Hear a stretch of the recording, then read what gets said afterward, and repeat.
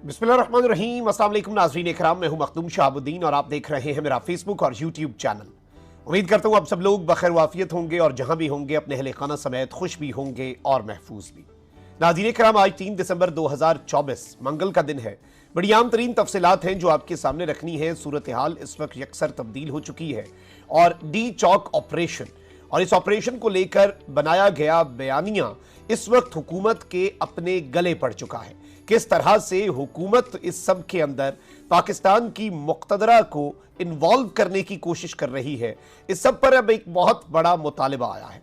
और मुतालिबा यह है कि DGISPR इस पर प्रेस कॉन्फ्रेंस करें, इस पर वजाहत दें और हुकूमत की जानिब से बनाए गए बयानिए को नलिफाई करें।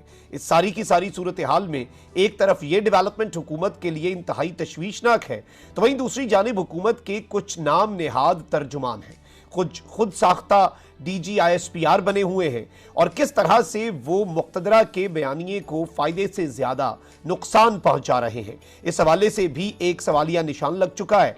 लेकिन इस सारी की सारी सूरत हाल में कुछ और बड़ी अहम तरीन अपडेट्स भी हैं जो आपके सामने रखनी है और किस तरह इस वक्त डायरेक्ट कन्फ्रंटेशन हुकूमत और मुक़्तदरा के दरमियान हमें नजर आ रही है होती हुई, उस पर बात करना इस वक्त बहुत ज्यादा जरूरी हो चुका है। ये सारी अपडेट्स आपके सामने रखनी है, लेकिन अगर अभी तक आपने इस वीडियो को लाइक नहीं किया, लाइक जरूर कर दें। फायरवॉल लग चुकी है, फायरवॉल के असरात जाहिर करना आपके हाथ में है। इस वीडियो को लाइक करें, ज्यादा ज्यादा कॉमेंट करें, चैनल को सब्सक्राइब करना मत भूलें।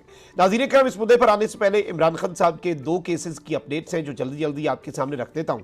सबसे पहले तो मैं आपको यह बता दूं कि इंसदाद दहशतगर्दी की अदालत ने इमरान खान साहब से बहनों की मुलाकात से मुतल्लिक दरखास्त पर जेल सुपरिटेंडेंट जो है अडियाला जेल उन्हें तलब कर लिया है। रावलपिंडी की इंसदाद दहशतगर्दी की अदालत में बानी PTI इमरान खान की बहनों ने मुलाकात के लिए दरखास्त दायर की। दरखास्त अलीमा खान, उस्मा खान और नारीन नियाजी की जानिब से दायर की गई। दरखास्त में अदालत को आगाह किया गया कि 10 रोज से इमरान खान साहब से मुलाकात की इजाजत नहीं दी जा रही। गुज़श्ता रोज भी अडियाला जेल इंतजामिया ने हमें अपने भाई से मिलने नहीं दिया। इंसदाद दहशतगर्दी की खुसूसी अदालत ने सुपरिटेंडेंट अडियाला जेल को नोटिस जारी कर दिया और 2 घंटों के अंदर रिपोर्ट तलब करते हुए अदालत में पेश करने का हुक्म दिया। अलबत्ता इसके साथ साथ दूसरा जो अहम केस है वो यह है कि तोशा खाना 2 केस जो है उसमें बानी PTI इमरान खान और बुशरा बीबी पर आज भी फर्द जुर्म आयद नहीं हो सकी। अडियाला जेल रावलपिंडी में स्पेशल जज सेंट्रल शाहरुख अर्जुमन ने इमरान खान और बुशरा बीबी के खिलाफ तोशा खाना 2 केस की समाअत की।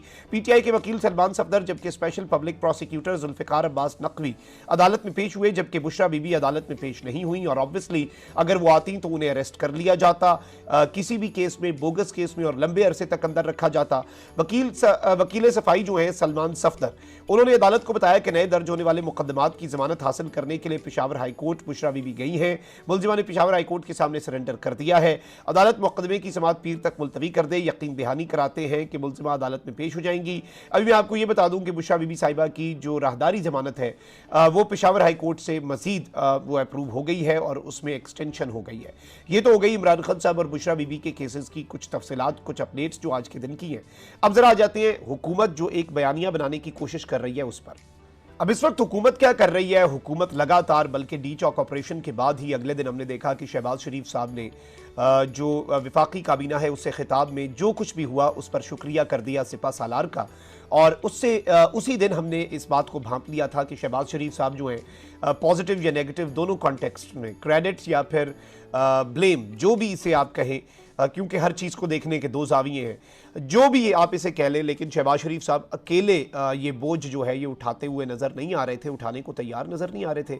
उसके बाद हुकूमती वज़रा ने भी ये बयानिया बनाना शुरू कर दिया कि जी बिल्कुल जो मुक़्तदरा है वो ऑन बोर्ड थी और जो कुछ भी किया उन्होंने किया, और हमारी हुकूमत की क्या औकात, हमारी हुकूमत की क्या बिसात, हमारे हाथ में क्या इख्तियार। खुद अपने हाथों से ये बातें, खुद अपने मुंह से ये बातें करना शुरू हो गए।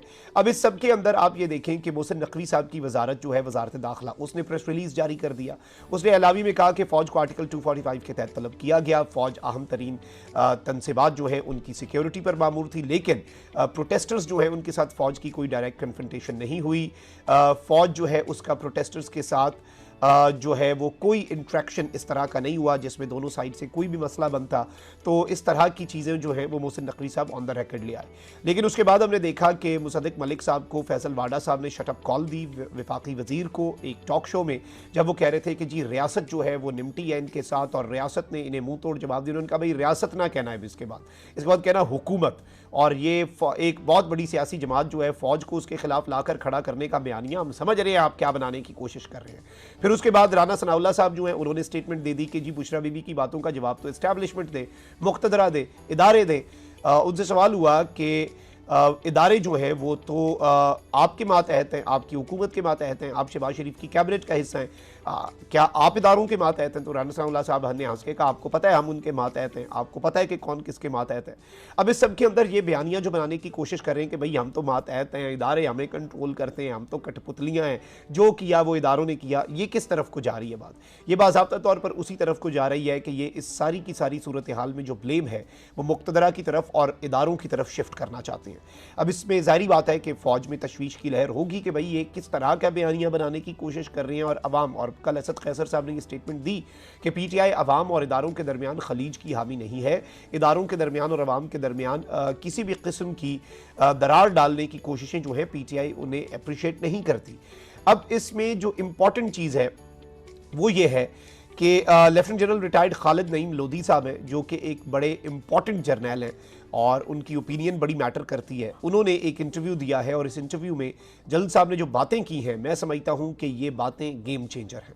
जनरल खालिद नईम लोधी कहते हैं कि पाकिस्तान की सबसे बड़ी सियासी जमात को इंतशारी टोला कहकर क्रश करने की कोशिश करना, बंदूक वाले सामने खड़े करके निहत्ते शहरियों पर फायरिंग करना और फिर मजाक बनवाना कि जी भाग गए ये लोग, किसी बहुत बड़े सानहे को जन्म दे सकता है। हुकूमत के लोग ये जिस तरह का बयानियाँ बना रहे हैं कि एक बहुत बड़ी सियासी जमात को फसादी टोला, इंतशारी टोला कहते हैं, फिर बंदूकों वाले उनके सामने खड़े कर देते हैं, फिर फायरिंग करते हैं और फिर मजाक उड़ा रहे हैं कि ये भाग क्यों गए, ये तो लड़ते, भाई कैसे लड़ते, बंदूक उठा के आगे से लड़ते। मतलब उन्होंने कहा कि ये हुकूमत आग से खेल रही है और इस वक्त शहबाज गवर्नमेंट जो है वो बाज़ाब्ता तौर पर जिस तरह से they are playing with fire और ये एक बहुत बड़े सानहे को जन्म दे सकती है।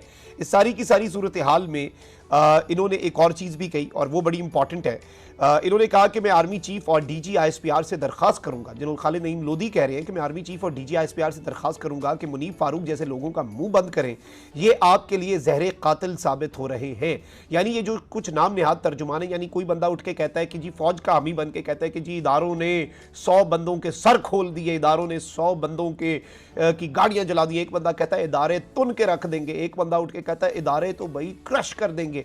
ये चीज़ें प्रोडक्टिव नहीं, काउंटर प्रोडक्टिव हो रही हैं और ऐसे लोगों को ये समझाना होगा कि आप बात कर सकते हैं, फ्रीडम ऑफ एक्सप्रेशन है, लेकिन आप हमारे तर्जुमान, नाम निहाद तर्जुमान ना बने, आप हमारी तर्जुमानी के दावे ना करें। तो इस सब के अंदर इन्होंने जो बात कही है खालिद नईम लोधी साहब ने, एक तो इन्होंने ये बात कर दी कि भाई हुकूमत जिस तरह का बयानियाँ बना रही है वो बहुत अलार्मिंग है, वो बहुत तशवीशनाक है। उसके साथ ही साथ जो मुनीब फारूक और दीगर हैं जो इस तरह का नैरेटिव बनाते हैं कि जी पता नहीं इदारों ने क्या कर देना है, इदारों ने तुम देना है, ये कर देना है, ये काउंटर प्रोडक्टिव है। लेकिन इससे भी इंपॉर्टेंट चीज़ जो जनरल नईम लोधी साहब ने बात की है, उन्होंने कहा कि मुल्क की बड़ी पार्टी जिसके पूरे मुल्क में नुमाइंदगी है उसको इंतशारी टोला कहना इंतहाई खतरनाक है। हुकूमत फौज पर मलबा डाल रही है, यानी अब इन्होंने खुले अल्फाज में, इन्होंने ये नहीं कहा इदारे, इन्होंने कहा देखें जी हुकूमत इसका मलबा जो है, और ये किसी को भी समझ आ रही है, बच्चे जो हैं उन्हें भी समझ आ जाएगी कि हुकूमत जो है वो इस सब के अंदर क्या करने जा रही है, हुकूमत जो है वो किस तरह से इस सारी की सारी सिचुएशन के अंदर आप समझ जाएं कि सिनेरियो किस तरह का बन रहा है और हुकूमत इसमें क्या करने की कोशिश कर रही है और किस तरह से फ़ौज को मूरद इल्ज़ाम ठहरा कर आगे करके अवाम के खुद इसमें बरी ज़िम्मा होना चाह रही है। इसमें जनरल नईम लोधी साहब ने कहा है कि डीजी आईएसपीआर की तरफ से इसका जवाब आना चाहिए कि वो कितने मुलव्विस थे और कितने नहीं थे। ये बड़ी इंपॉर्टेंट चीज़ है क्योंकि इसमें इन्होंने जो मुतालबा किया है वो ये है कि पाकिस्तान की फ़ौज, पाकिस्तान की मुक़तदरा को एक ऑफिशियल स्टेटमेंट दे देनी चाहिए कि भाई फ़ौज एक प्रोफेशनल इदारा जिसे 245 के तहत बुलाया गया, हम अपनी सिक्योरिटी पर मामूर थे, वहाँ तक कोई बंदा नहीं आया, हमारी कोई डायरेक्ट कन्फ्रंटेशन नहीं हुई। ऑल द वजारत दाखिला के एलामिये में इस तरह की बात आ गई है रिकॉर्ड पे, लेकिन जिस तेज़ी से हुकूमत ये बयानियाँ बना रही है, कभी इनका कोई वजीर बैठ के, बल्कि राना सनाउल्लाह साहब ने तो एंड कर दिया, उनका पीटीआई की सारी बातों का जवाब तो इदारे देना, हम इदारों के मातहत हैं, पूरा मुल्क वो चला रही हैं, हम तो कठपुतलियाँ हैं। तो वो इस सब के अंदर खुद को थोड़ा सा नीचे करके, लेकिन बड़ा वाला ब्लेम जो है, सारा बैगेज जो है वो उठा के उनके सर पे लादने की कोशिश कर रहे हैं और इससे आप मामलात की संगीनी का इदराक कर सकते हैं। और अब जनरल नईम लोधी जो कि एक बड़े ही मंझे हुए जर्नैल हैं और ऑब्वियसली रीज़नेबल बात करने वाले हैं और इदारे से मोहब्बत करने वाले हैं, ऑब्वियसली इदारे में इतना सर्व किया हो, इदारे को अपनी ज़िंदगी दी हो, तो इस तरह से फिर वो बोल उठने पे बंदा मजबूर हो जाता है। और उन्होंने जो बातें की हैं, ज़ाहिर बात है कि उन्हें इदारे में भी बड़ी अहमियत की निगाह से देखा जा रहा होगा कि हुकूमत इस वक्त करना क्या चाह रही है और ये वारदात क्या डालना चाह रहे हैं। अपना बहुत ख्याल रखें। अल्लाह निगहबान पाकिस्तान से।